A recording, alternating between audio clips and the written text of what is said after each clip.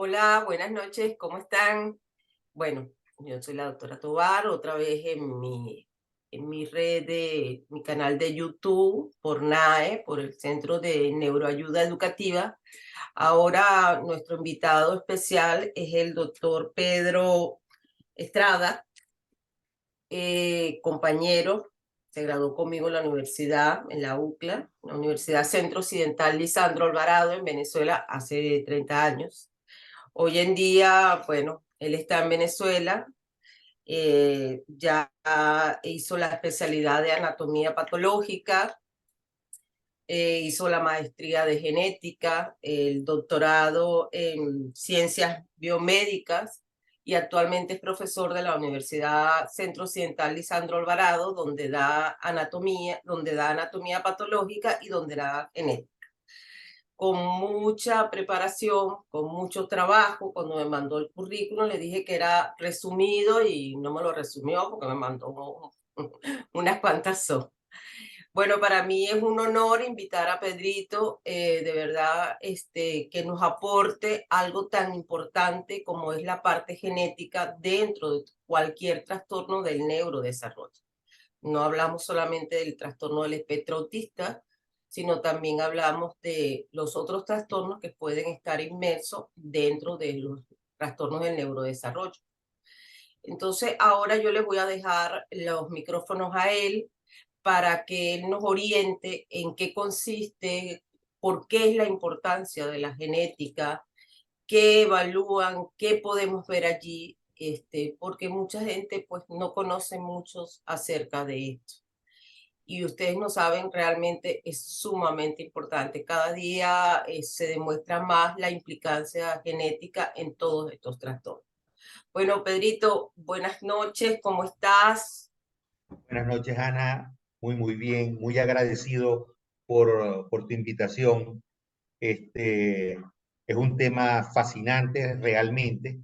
Sabes que prácticamente la genética se ha metido en todos los ámbitos este, de, de la medicina, de la biología. Entonces es un tema que me fascina y del cual vamos a hablar el día de hoy.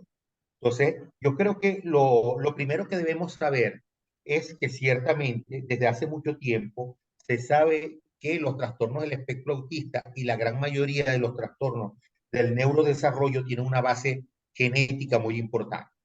De hecho, desde hace mucho tiempo se han hecho estudios de concordancia entre gemelos monocigóticos y gemelos disigóticos para ver el impacto de la parte de genética en este tipo de condiciones. Y por ejemplo, los gemelos monocigóticos, la concordancia es de casi 98%. O sea que de cada 100 gemelos monocigóticos que se han estudiado con trastornos del neurodesarrollo, ha habido concordancia en 98 de ellos. Entonces, eso les da a uno la pauta de la importancia de los genes en ese tipo de condiciones. Cuando lo hacemos con gemelos disigóticos, que es como si se hiciera con hermanos, porque los gemelos disigóticos son como hermanos, la concordancia va entre un 44 y un 60%. O sea que disminuye un poco la concordancia y eso nos da una pauta de la importancia de esos factores genéticos que son muy importantes. Entonces, cuando hay ocurrencia en hermanos del trastorno del espectro autista, hay 20 veces más riesgo de que otro hermano pueda tener un trastorno del espectro autista si lo comparamos con la población general. Entonces, ya allí nos da, por supuesto, una pauta de esas bases fundamentales genéticas en este tipo de condiciones o trastornos del neurodesarrollo. Entonces, ¿qué es lo primero que hay que hacer? Es importante tomar en cuenta que hay dos formas de pacientes que acuden a la consulta de genética clínica con trastorno del espectro autista.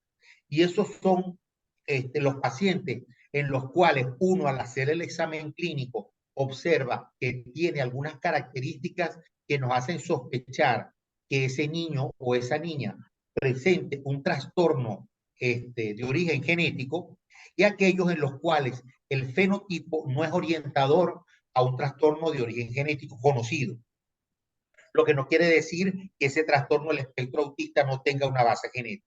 Entonces, unos son sindromáticos, son síndromes genéticos que asocian trastorno del espectro autista, y hay otros en los cuales no hay un síndrome genético que lo aporte. Vamos a hacer algunos ejemplos para que todos estemos claros. Por ejemplo, en el síndrome de Down, cerca del 5 al 10% de los niños con síndrome de Down pueden cursar con trastorno del espectro autista. Hay otros síndromes genéticos como el síndrome velocardiofacial, el síndrome de DiGeorge, el síndrome de Patot, cuando logran sobrevivir, que pasan la etapa crítica del primer año, muchos de ellos tienen trastorno del espectro autista.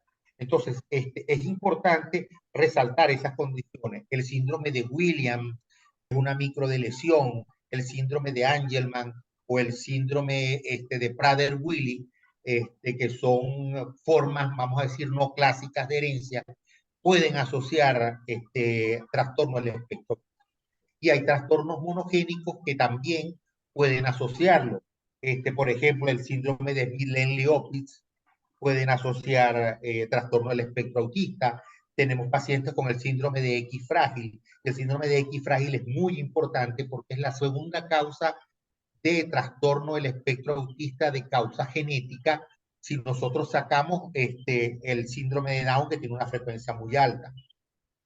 Entonces, hay muchos pacientes que están en las instituciones en los cuales tienen pacientes con trastorno del espectro autista que realmente son sindromáticos, pero que como no ha habido un genetista clínico que le haga un estudio adecuado a esos pacientes, no quedan como si de verdad tuviesen un trastorno del espectro. Entonces, esos son pacientes importantes que hay que tener en cuenta. Hay otros como el síndrome de Sotomayor, el síndrome de Weaver, que pueden asociar trastorno del espectro autista. Y hay otros que están aparte, que son pacientes que nosotros los evaluamos clínicamente y no tienen ninguna característica que nos hagan pensar en un síndrome de origen genético. Ojo, estos también tienen, por supuesto, genes que están presentando esa condición. De hecho, cuando se han hecho estudios poblacionales para descartar trastorno del espectro autista, se ha identificado que existen en varones más de 120 genes involucrados y en mujeres más de 400. La gente dirá, bueno, ¿y esa diferencia por qué? Y eso también es relativamente sencillo. Cuando uno da clases de pregrado, uno dice que las enfermedades se clasifican en 5 grandes grupos, las enfermedades desde el punto de vista genético. Y son las clásicas cromosómicas que todos conocemos, las enfermedades monogénicas, las enfermedades mitocondriales, pero hay un grupo que son las llamadas enfermedades multifactoriales, que son realmente las más frecuentes, entre las cuales está la hipertensión arterial, los trastornos psiquiátricos, está el cáncer, y en ese grupo está ubicado el trastorno del espectro autista. ¿Y qué es lo que pasa? Las enfermedades multifactoriales se deben a una interacción más o menos compleja entre factores genéticos que predisponen y factores ambientales que desencadenan. Y es importante el sexo en el cual ocurre el trastorno. Vamos a poner el ejemplo clásico de los trastornos de multifactoriales, que es los defectos de cierre del tubo neural, que va desde la anencefalia hasta la espina bífida oculta. Todos ellos son trastornos de defectos de cierre del tubo neural. Ellos son más frecuentes en niñas, pero cuando aparece en un varón, es casi seguro que existan mayor cantidad de genes de predisposición que se presentan, porque para que aparezca en el varón, ese varón tiene que tener más genes de predisposición. Entonces vamos a suponer, y estoy diciendo un ejemplo aleatorio, que para la hembra, para que aparezca en una hembra, deben haber mutados alrededor de 10 o 15 genes, pero para que aparezca en el varón, tienen que estar mutados 30 a 50 genes. Entonces, para que aparezca en el varón, tienen que haber mayor cantidad de genes alterados. Ese varón debe tener mayor cantidad de genes alterados para que aparezca.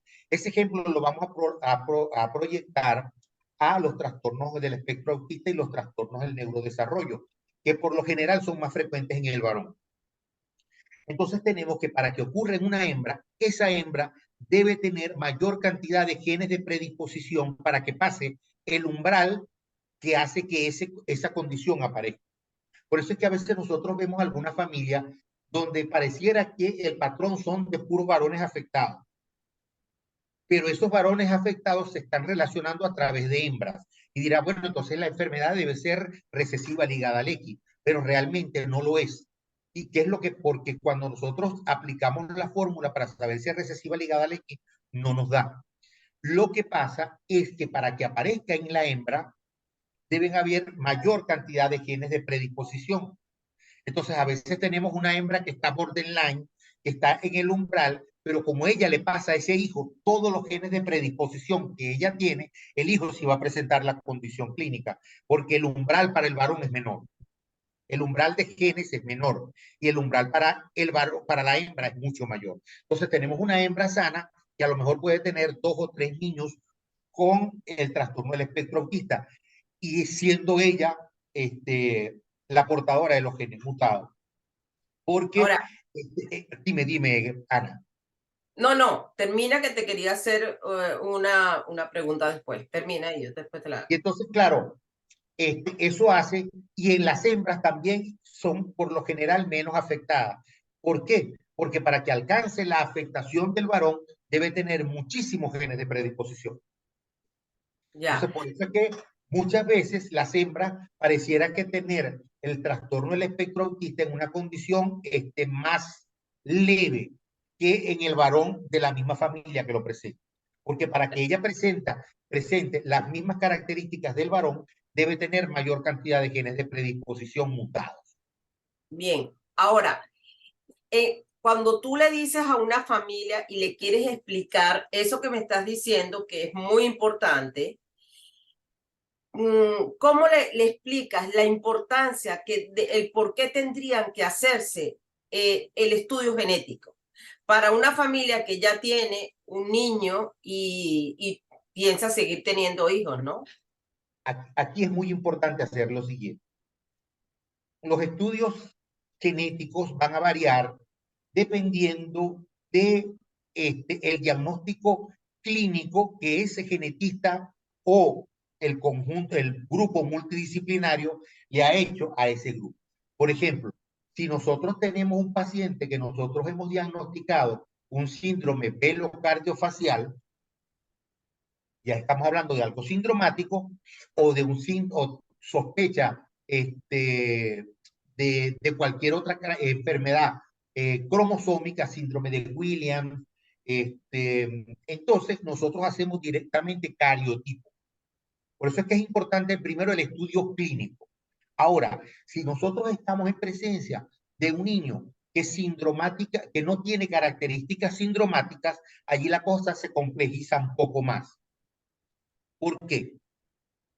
Porque aquí va a variar el estudio dependiendo de lo que nosotros como clínicos necesitemos. Y esto es importante hacérselo saber porque un estudio de cariotipo es relativamente económico. Pero los estudios ya propiamente para estudiar pacientes no sindromáticos son más costosos porque son estudios moleculares. Entonces ahí va a variar. Si nosotros no tenemos ninguna característica que nos haga pensar nada, lo ideal serían uno de dos estudios. O la secuenciación genómica, donde se secuencia todo el ADN, ¿verdad? O la secuenciación del exoma, donde se va a secuenciar solamente la parte codificante del ADN. Porque recuerden que cerca del 95% del ADN es no codificante. Solamente 5% del ADN es codificante. Todo lo demás es no codificante. Si yo hago una secuenciación completa del ADN, yo estoy estudiando todo el genoma del individuo. Sin embargo, eso es muy costoso porque yo estoy haciendo un estudio completo de todas las áreas del genoma. Ahora, si yo estudio solamente las regiones exómicas, que son aquellos que se codifican, el estudio más económico, y más si yo tengo alguna sospecha clínica de que en la familia se hayan hecho estudios previos de secuenciación, yo puedo ir específicamente a secuenciar, esto es lo que se llama secuenciación clínica, secuenciar específicamente los genes que yo quisiera. Ahora, si no tengo ningún tipo de información, la secuenciación exómica es lo que se debe indicar, porque ahí vamos a estudiar solamente la parte codificante, obviamos toda la parte no codificante y nos quedamos con esa parte. Es importante, por lo que yo le dije al principio de la presentación, que estábamos hablando que si nosotros tenemos un niño en la familia, un niño que tiene una pareja, tiene un niño con autismo, esa pareja tiene 20 veces más riesgo de tener otro niño con trastorno del espectro autista que una pareja de la población general.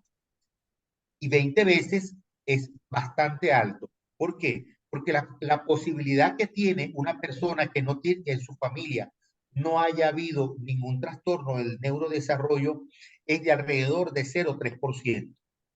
Si nosotros eso lo multiplicamos por 20 veces, el riesgo que tiene una pareja es de 6%. Te dirán, bueno, pero que eso es muy poco. Pero si lo comparamos con la población general, es un aumento muy, muy importante. Muy importante. Que para esa pareja que ya tuvo un niño con el trastorno del espectro autista o cualquier otra condición de trastorno del neurodesarrollo, es supremamente importante poder Claro, llevar un embarazo sabiendo qué riesgos tienen ellos específicamente para un próximo embarazo de tener un niño con el trastorno del espectro. claro. Eso es para ellos como prever que, bueno, y estar como conscientes de que tienen una alta probabilidad de que puedan tener un hijo otra vez con el espectro, ¿no? Ahora, Y hay otra cosa importante, Ana, que no todos los genes que están involucrados con el trastorno del espectro autista tienen el mismo impacto clínico en un niño. Hay genes cuyo impacto es mayor que otros. Hay muchísimos genes que se han involucrado. Realmente, claro, si yo me pongo a decir aquí las letras de cada uno, el NLGN, el PTEN, el MEXP2, son muchos genes, cada uno con su nomenclatura específica, pero cada uno tiene un impacto muy diferente. Por ejemplo, en las niñas, si yo tengo una niña con un trastorno del espectro autista sin antecedentes familiares, uno siempre debe estar pensando la posibilidad de que estemos en presencia de un síndrome de Rett. En el síndrome de Rett pareciera no sindromático porque ellas no tienen características clínicas así, dismorfias faciales, marcadoras que nos hagan pensar en un síndrome de origen genético. Pero hay una pérdida de habilidades adquiridas muy importante y después quedan en condición del trastorno del espectro autista. En el síndrome de Rett, que hay mutación del gen MSP2, ya yo sé al hacer el estudio el pronóstico de esa paciente, porque puede ser una pequeña lesión, o puede ser una lesión grande, o puede ser una mutación puntual. El pronóstico va a cambiar dependiendo del tipo de mutación que presenta, en este caso, esa niña. Y lo mismo para todos los demás genes que están involucrados. ok, pero Pedro, cuando tú me dices que va a cambiar el pronóstico, porque en el caso del síndrome de Rett, que antes estaba incluido en el DSM-4, dentro del grupo de los trastornos del Del autismo, espectro, ajá. Y en el pero 5 lo ya sacaron. hoy en día Ajá. ya lo sacaron y el Sí, síndrome correcto. de Rett quedó por fuera, ¿no? Sí, Pero correcto. sí está el que tú nombraste, el síndrome de X frágil, que es uno de los que son causales también del espectro autista. Ahora, la pregunta mía viene acá. Si yo tengo como, tú me estás diciendo de que hay diferentes presentaciones, si hay una forma tenemos un niño con autismo, quiere decir que si hay una alta probabilidad de que yo pueda volver a tener un hijo con autismo, estamos de acuerdo. Hablamos de que tú me decías de en una pareja que no había tenido como un 20%, ¿no? Lo que me había sacado en Ajá, 20 veces más. 20 veces más. Correcto. Entonces, significaría que las repercusiones pudieran ser diferentes o pueden ser más fuertes si al segundo niño. No, no, no. O sea, las características clínicas dentro de la misma familia van a ser similares. Pero Ah, qué es lo importante acá? Mira, lo que pasa es que hay una visión, vamos a decir, biologicista de todos estos trastornos del espectro autista y de trastornos del neurodesarrollo. Sin embargo, el que un niño tenga una mutación genética particular no va a llevar a que el pronóstico sea sombrío o no. Eso va a depender mucho de la actuación lo más precoz posible para tratar de mejorar esas condiciones que específicamente tienen esos pacientes. ¿Qué es lo que pasa? Es supremamente importante hacer el estudio genético para poder identificar los sindrómicos de los no sindrómicos, en primer lugar. En segundo lugar, tratar de hacer el diagnóstico lo más temprano posible para que personas como tú, personas como psiquiatras, como psicólogos preparados en el área, puedan intervenir lo más precozmente y ir y por supuesto haciendo todas las demás cosas que ya se saben que tienen que ver con la estabilización de la microbiota, que tiene que verlo con un gastroenterólogo. Por eso es que esto tiene que ser un estudio multidisciplinario y oh, por eso es que te digo que ciertamente hay una visión inicialmente muy biologicista de los trastornos del espectro autista, pero realmente debemos ser más amplios, porque a pesar de que ciertamente los genes son supremamente importantes y que es importante hacer el diagnóstico, la intervención temprana va a modificar lo que nosotros ya como background genético va a presentar ese niño o esa niña con el trastorno del espectro autista. Entonces, a veces no, que tengo que esperar el diagnóstico genético para la intervención. No, intervenir a ese niño con el trastorno del espectro autista lo más precozmente posible, incluso sin tener todavía el diagnóstico genético, es lo más importante. El, claro. identificar los genes, por supuesto que nos va a dar una pauta de poder saber por qué está ocurriendo ese trastorno y por qué está ocurriendo en esa familia. Se cuenta que la gran mayoría de los genes que están involucrados son genes que están asociados con sinaptogénesis e incluso algunos genes son comunes con encefalopatías epilépticas. O sea, muchos de los genes que se han identificado relacionados con el trastorno del espectro autista son comunes también para algunas formas de encefalopatías epilépticas. Pero es Sí. importante que quede claro en los que nos van a ver y a escuchar que los genes no van a ser, aunque son importantes para poder identificar el pronóstico, la plasticidad del cerebro de ese niño nos hace que entre más temprano nosotros podamos intervenir a ese niño, mejor va a ser el pronóstico. Es importante, sí, pero no va a ser un marcador definitivo del pronóstico de ese paciente con el trastorno del espectro. Claro, en eso estamos de acuerdo y es lo que yo siempre le repito a mis pacientes, le repito a mis alumnos, porque doy la especialización de autismo para el Ecuador, para Latinoamérica en general, que la intervención precoz o la intervención temprana, como decimos, ¿no? Más allá de que muy tempranamente pues podemos hacer una sospecha. No importa que no tengamos todavía el apellido, ¿no? Pero si sabemos o tenemos una sospecha de un trastorno del neurodesarrollo, y después le pondremos el apellido, si es déficit de atención, si es autismo, abordar de una vez con una intervención temprana para que justamente, porque los primeros años, los 3 primeros años, ese cerebro está en la mayor plasticidad y nosotros, el pronóstico y esta evolución va a modificarse en la medida que más temprano se intervenga. Y en eso estamos de acuerdo y todos los médicos que trabajamos en esta área tenemos el mismo concepto. Ahora, para mí es importante hacerle recalque de la parte porque yo tengo muchos años trabajando con autismo, ¿no? Más de 20 años y cada día he visto que cada día aumenta más la cantidad de genes. ¿Por qué aumenta más la cantidad de genes implicados en el autismo? Bueno, esto tiene que ver con varias cosas, pero lo más importante son el auge de las técnicas de diagnóstico genético propiamente.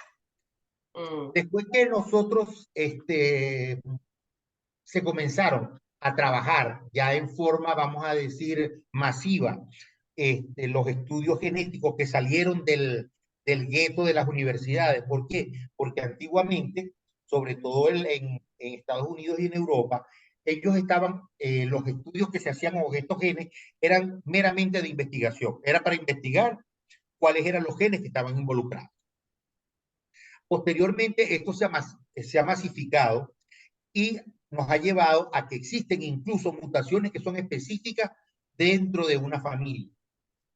Lo importante de aquí no es que hayan aumentado por efecto del ambiente, no es que hayan aumentado por efecto de las radiaciones o por el efecto de la contaminación, no.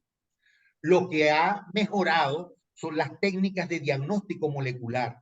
Y eso, al mejorar las técnicas de diagnóstico molecular, nos ha llevado a poder identificar mutaciones pequeñas en genes que a veces ni siquiera sospechábamos que estaban involucrados con este tipo de condiciones. ya. Por eso es que cada día se ven publicaciones nuevas de genes nuevos que están asociados a trastornos del espectro autista y otras condiciones de trastornos del neurodesarrollo.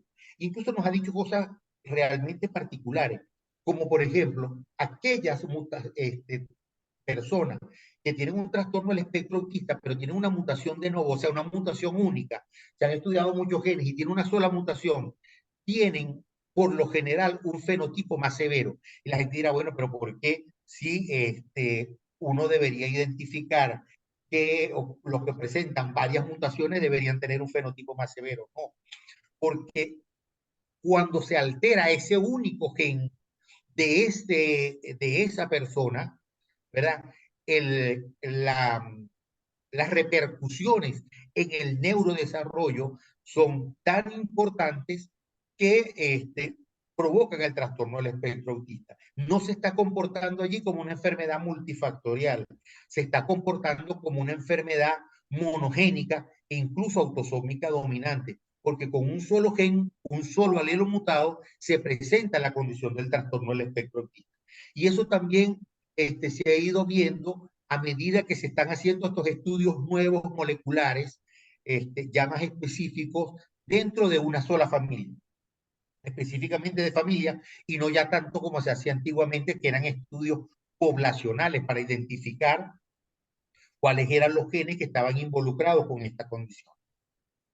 Ya, Entonces, sí es importante, la mayoría de los estudios, sacando, por supuesto, como dije inicialmente, Ana, aquellos que son sindromáticos, que se hacen estudios específicos para el síndrome en el que el genetista clínico junto con el pediatra está sospechando, el estudio que más se está haciendo es la secuenciación del exoma, porque ahí hacemos una corrida completa de todos los genes que están involucrados o que se han involucrado con la condición del trastorno del espectro autista y solamente la parte codificante.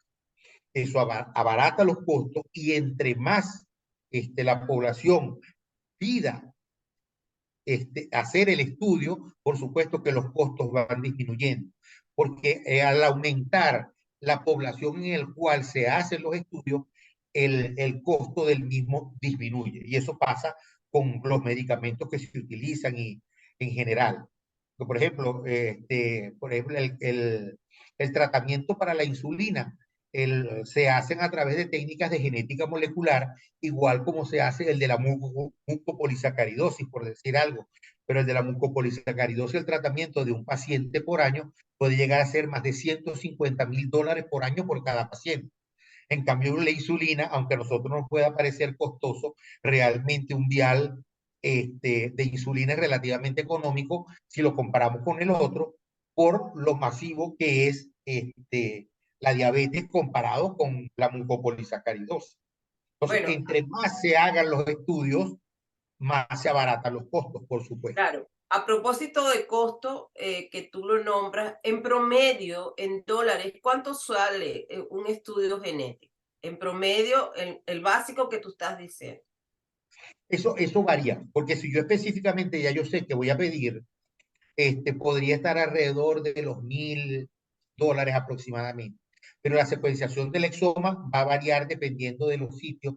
Puede costar $2.000, $3.000, incluso en algunos sitios son más costosos, pero generalmente está alrededor de entre 1.500 y $2.500, dependiendo de el sitio donde se haga. Ya. Y necesariamente, si yo no tengo la disponibilidad en el lugar donde yo estoy, yo puedo enviar esa muestra a otro lugar para que me lo procesen. Sí, sí, sí, por supuesto. Sí, porque realmente el ADN es bastante estable. Ok, O sea, entonces, al ser el ADN bastante estable, eso se puede hacer de ahí. Se puede tomar, muchas veces se hace de sangre en papel de filtro, que ahí se puede extraer ADN, o puede ser de muestras de mucosa de la mejilla, de pelo. Pues la muestra puede variar y ciertamente el ADN es muy estable y de cualquiera de esos sitios se puede extraer la cantidad suficiente de ADN como para hacer el estudio. Va a depender ya sí del laboratorio qué muestra o qué tipo de muestra nos está pidiendo el laboratorio. La más estable de todas, por la gran cantidad de ADN que tiene, es sangre periférica, pero se puede hacer hasta de bulbo del cabello, de mucosa, de mejilla, y todas ellas se obtiene una cantidad relativamente buena de ADN que sirve para estudiar. claro. Nosotros hacemos énfasis en el estudio genético. Cada día se hace más énfasis por todo lo que tú estás comentando del estudio genético, ¿no? La gente entra un poco más en conciencia de lo que ciertamente es muy cierto, pues no es solamente, sino, bueno, uno, el desconocimiento de todavía mucho de la población y mucha parte también de la especialización en esta área de alguno que no es, a pesar de que a nosotros nos hablan de autismo en la facultad y nos hablan cuando hacemos los posgrados, yo como pediatra, bueno, es algo así como que esto es mucho más allá de lo que hay que especializarse mucho más allá, ¿no? Es una especialización como que aparte. Y bueno, hacerle énfasis y explicarles bien a ellos, a la población, la importancia de hacer este estudio. Y es por ello de que cada día, pues, siempre se le explica, se les dice, pero bueno, el costo, el acceso hacia otros lugares, por eso te preguntaba si yo puedo tomar una muestra y enviarlos. Eh, qué puede hacer o qué puede cambiar si yo me hago un estudio genético o no? Entonces eso es importante explicárselos a los padres, ¿no? Porque sí, puede cambiar muchas cosas, puede cambiar el saber que puede haber una posibilidad. eh, Te podrán decir, bueno, doctora, va a ser peor, si va a ser peor, no me lo diga, porque muchos te lo van a decir así, ¿no? Y para que sea peor, no me diga nada. Pero bueno, a lo mejor hay cosas que podemos cambiar, y eso justamente te quería preguntar. Hay cosas que podemos cambiar. Sí, o sea, recuerda ya eso, tú lo adelantaste inicialmente.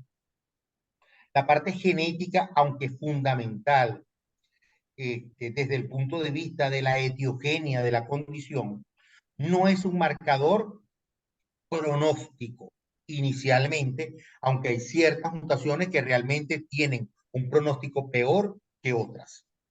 O sea que sí, al hacer el estudio del exoma, nosotros podemos saber si desde el punto de vista pronóstico hay mutaciones que son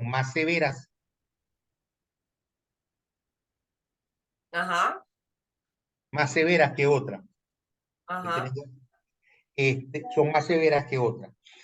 Pero la intervención, como tú lo dijiste, temprana, va a cambiar el pronóstico de esos individuos. ¿Qué es lo que pasa?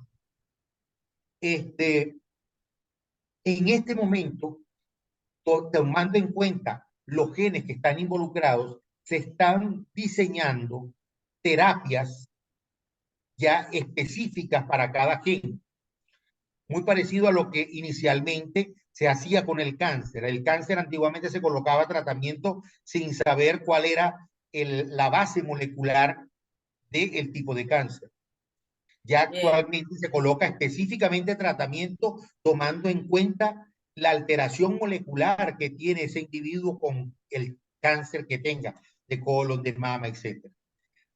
Actualmente, ya habiendo conocido los genes, ya eso sí, algunos laboratorios y algunas universidades se están dando a la tarea de tratar de conseguir tratamientos específicos para los genes particulares. Y eso comenzó más con aquellos que son comunes con las encefalopatías epilépticas, sobre todo aquellas en los cuales están involucrados canales de sodio, potasio o calcio en la membrana celular.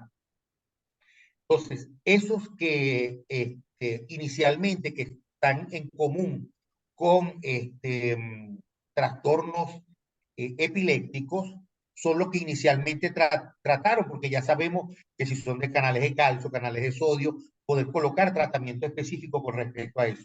Pero ya se están realizando protocolos de investigación para los otros tipos ya de mutaciones conocidas involucradas en este caso.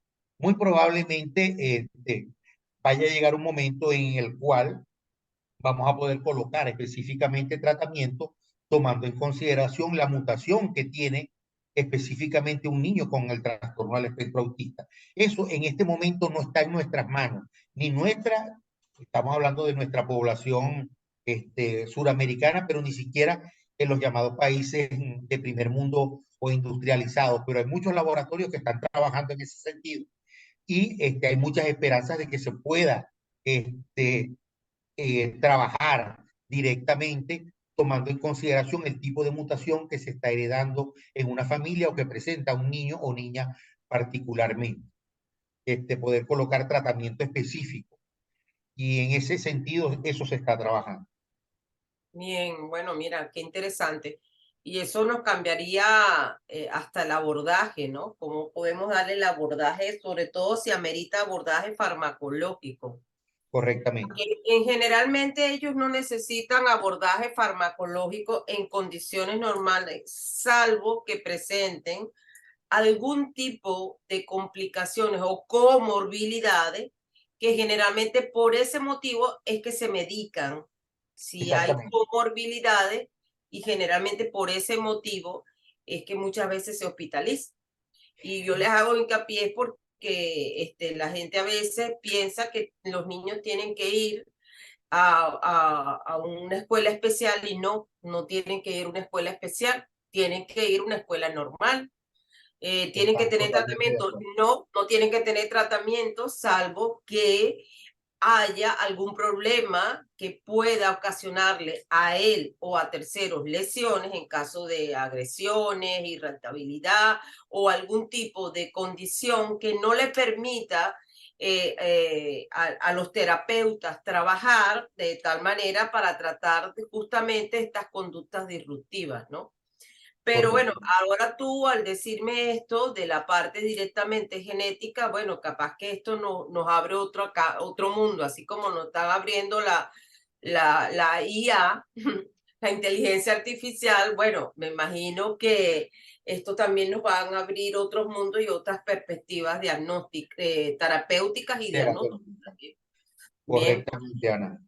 entonces, bueno, realmente eso nos alegra y para los que estamos en este mundo trabajando en esto y para los que tenemos familia dentro del espectro, porque te lo digo así, porque ¿qué pasa? Mi hijo de repente en un futuro pensará, él es autismo de alto funcionamiento y a lo mejor se enamorará y a lo mejor querrá tener un hijo. Entonces, es bueno como saber las posibilidades o las probabilidades y las condiciones, porque No sé, pienso yo que cualquiera persona quisiera saber eso para tener o no, familia. y para Y es tomar una bueno de que, decisión claro, es bueno que la gente tome la decisión con todo el con toda la conocimiento. información. Claro, con todo el conocimiento, porque sabemos que pueden llegar muy alto, sabemos que pueden desarrollarse mucho si uno los aborda mientras más temprano, pero hay algo que tú dijiste en la conversación que es importante, que a lo mejor pueda manifestarse de una manera capaz un poco más agresiva, ¿no? En comparación con el predecesor, el padre, pues, o la madre. Y bueno, eso queda a criterio de cada quien, ¿no? Pero bueno, esas son las cosas que la gente le deja uno tiene que explicárselo como médico y nuestra ética y como lo que tenemos que ser, decirle las cosas tal cual como son y que cada quien tome su decisión bajo su propia responsabilidad, ¿no? Exactamente, pero teniendo toda la información a mano para Claro, poder tomar una decisión correcta, claro, correcta para él, porque la claro. decisión correcta para él no necesariamente es la decisión correcta para otra persona en la misma condición. Claro, por supuesto que sí. Cada quien es libre de decidir cómo, qué es lo que quiere y cómo lo quiere, ¿no? Estamos de acuerdo, pero con la premisa de que tiene que saber todo lo que puede ser bueno o malo, ¿ok? Así es. Bien, bueno, Pedro, me dejaste unas cuantas dudas, pero bueno, sé que tu tiempo es limitado y que me prestaste un tiempito para hacer el abreboca hoy. Realmente todo lo que he entrevistado, todo han sido con tiempo limitado, pero bueno, no, la idea es que sigamos conversando. Me gustaría que después habláramos un poco de el equifrage, porque Sí, el equilibrio. El X frágil es muy frecuente, se habla mucho dentro y a mí me llegan inclusive las revistas de autismo y hablan mucha parte muchos temas del X frágil, ¿no? Y igualmente, así como te digo eso, se han visto condiciones genéticas también que han ido en aumento, ¿no? Entonces, no sé si hay algún otro tipo de condición médica que pudiese predisponer una condición de autismo. A ver, te pongo el ejemplo. Sabemos que los chicos con epilepsia, el 30% de los chicos que tienen epilepsia tienen trastornos del espectro autista. Entonces sabemos que hay de eso, de 10, por lo menos sabemos que una cuarta parte lo puede tener, ¿ok? Entonces, es bueno saber si tú, además de que puedas tener eso, pues si hay alguna otra condición genética que te diga, porque sé del X frágil, sé de la parte de la epilepsia y hay algunos otros genes que están implicados, como tú dijiste, ¿no? Entonces, bueno, es bueno como que saber esa parte de qué pueda causarnos, además de lo que nos pueda tener, ¿no? Y por eso es que te dije inicialmente que es muy, muy, muy importante el ser evaluado por un genetista clínico. ¿Por qué? Porque hay algunas condiciones genéticas, por ejemplo, el síndrome de Williams, el síndrome de Sotojo, síndrome de Weaver, cuyas características fenotípicas no son conocidas por la gran mayoría de los médicos este, generales o incluso no son pacientes que ven con frecuencia ni siquiera los pediatras. Y entonces muchas veces nosotros catalogamos a un paciente como si tuviera un trastorno del espectro autista o del neurodesarrollo como no sindrómico, cuando realmente presentan una de estas condiciones, porque las características clínicas no son tan llamativas o son tan marcadoras como podríamos verlo en un pacientico con síndrome de Down. Y tú colocaste quizá un ejemplo clásico que es el síndrome de X-Frank. ¿Por qué? Porque La gran mayoría de los pacientes con síndrome de X frágil que me han llegado, con o sin trastorno del espectro autista, porque a veces no lo tienen, sino que se asocian simplemente déficit cognitivo, este, vienen como si fueran no sindrómicos, pero cuando uno los ve, tiene cara triangular, el maxilar inferior prominente, la mandíbula prominente, los pabellones auriculares desplegados, tienen maloclusión dentaria y muchos tienen hiperlaxitud articular. Pero como son cosas que quizás aisladamente todos podríamos tener hiperlaxitud articular o alguno puede tener el maxilar inferior prominente o los pabellones auriculares desplegados, la mayoría los ve como si fueran niños que no tuviesen nada y terminan siendo sindrómicos. O el síndrome de Williams, por ejemplo, que muchas veces se diagnostican más porque tienen una cardiopatía asociada, como es una estenosis pulmonar, que a veces no es ni tan severa, sino que tiene una estenosis pulmonar leve y por lo menos ya la gran mayoría de mis alumnos ya saben que cuando tienen un pacientico con estenosis pulmonar, evalúenlo bien porque hay la posibilidad que tengan un síndrome de Williams. Ellos son muy particulares, uno le pone música y empiezan a bailar porque dentro de su fenotipo psicológico, la música es muy marcadora, les gusta muchísimo. Y a veces uno les toca batería o les toca el escritorio y ellos siguen el ritmo, pero no tienen otras características que sean tan marcadoras, salvo quizás unos epicantos bilateral en algunas ocasiones o las hendiduras un poco oblicuas, pero nada que sea muy importante. Entonces pueden pasar como diagnósticos no sindromáticos y por eso es importante hacerlo. O niños grandes, no, ese muchachito es muy grande y tiene la cabeza un poquito grande, pero más nada, y tiene déficit cognitivo o un trastorno del neurodesarrollo o un trastorno del espectro autista, y entonces termina siendo un sotoso, un Weaver, que no fue diagnosticado, porque bueno, simplemente es lo que tiene un poquito de macrocefalia y nada más, pero cuando uno lo ve tiene otras características asociadas con el síndrome que pueden pasar desapercibidas quizás a ojos no expertos. Entonces, por Ya eso es estos, importante un estudio, una evaluación clínica por un especialista en el área. claro, y a estos diagnósticos sindromáticos, como tú me estás diciendo, también puede modificarse el pronóstico en la medida que más se aborde, más Exactamente. tempranamente. Entre más tempranamente se aborde. Ahí tenemos la esclerosis tuberosa. La esclerosis tuberosa es un gran problema porque es una enfermedad dentro de una misma familia muy heterogénea. Tiene mucha heterogeneidad clínica.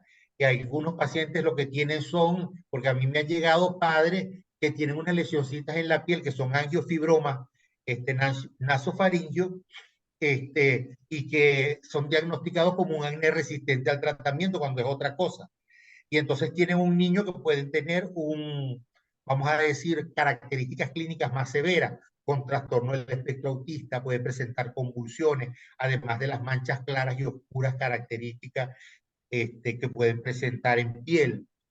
Y cuando uno le hace la resonancia puede presentar los tuberomas, que el padre no tenía, sino solamente las lesiones faciales.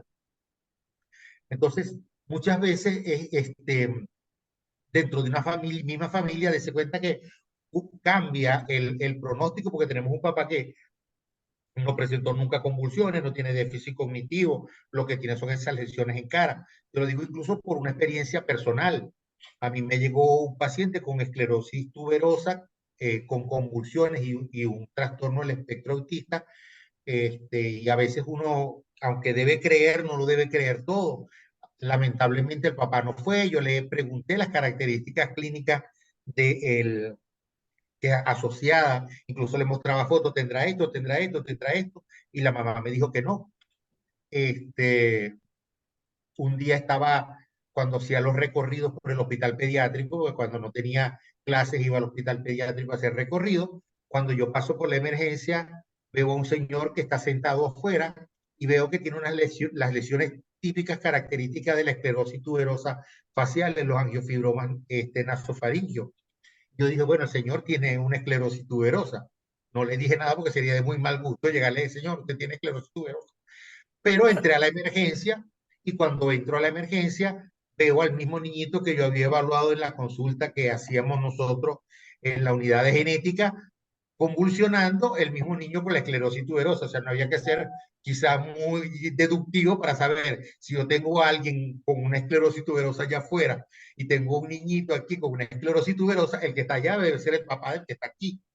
Voy y le pregunto a la mamá y la mamá me dice, no, es que él siempre ha tenido ese acné que nunca se le ha podido curar.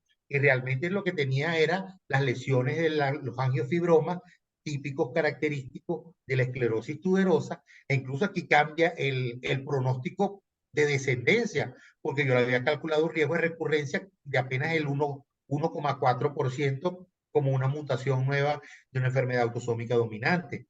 Y ya cuando el papá tiene, ya el riesgo cambia para un próximo embarazo a un 50%. O sea, Ah, mira, cambiar de 1,4% a un 50% es bastante grande. claro, claro, claro. Bueno, mira, de verdad que es bastante, es bastante. Y es interesante ver que cómo a uno le cambian las cosas realmente si decimos como debe ser y si examinamos al grupo como debe ser, al grupo familiar, pues en contexto. Exactamente, Y haciendo hincapié que la idea de todo esto es hacer lo más temprano posible diagnóstico, lo más temprano posible abordar y para esto, porque esto nos va a permitir modificar pronóstico. Eso es lo que nos exactamente. va a permitir. Y esto, la idea no es que la gente se alarme, bueno, nada, yo no me voy a hacer ese estudio porque me van a decir cosas feas o yo qué sé, y no, no. La idea es justamente, mientras más temprano, más podemos intervenir y más podemos capaz que cambiar en algunas cosas el pronóstico que podamos tener. El abordaje multidisciplinario es supremamente importante. Bueno, es que eso es correcto, por eso estás acá y por eso hemos tenido charla y vamos a seguir teniendo. Nos viene ahora una neuropediatra, nos viene especialista en la psicólogo, especialistas en autismo y bueno, ahora que nos queda, ¿no? Tenemos, porque somos un equipo multidisciplinario. No trabajamos sino uno con otro hilados para que pueda ser el tratamiento lo más efectivo. Bueno, Pedro, de verdad que muchísimas gracias por tu tiempo, por lo que nos acabas de explicar. Es muy interesante. Me deja como que para seguir investigando y después ver qué es lo que te voy a preguntar. Porque, por supuesto, no te me vas a ir así nomás. Y hay otra invitación pendiente porque quisiéramos que abordaras lo que te comenté, pues diversos manifestaciones o síndromes que pudiesen cambiar la evolución cuando nosotros hacemos el diagnóstico más temprano, ¿no? Sobre todo de los trastornos del neurodesarrollo, porque no solamente hablamos de autismo, como ya lo dijimos previamente.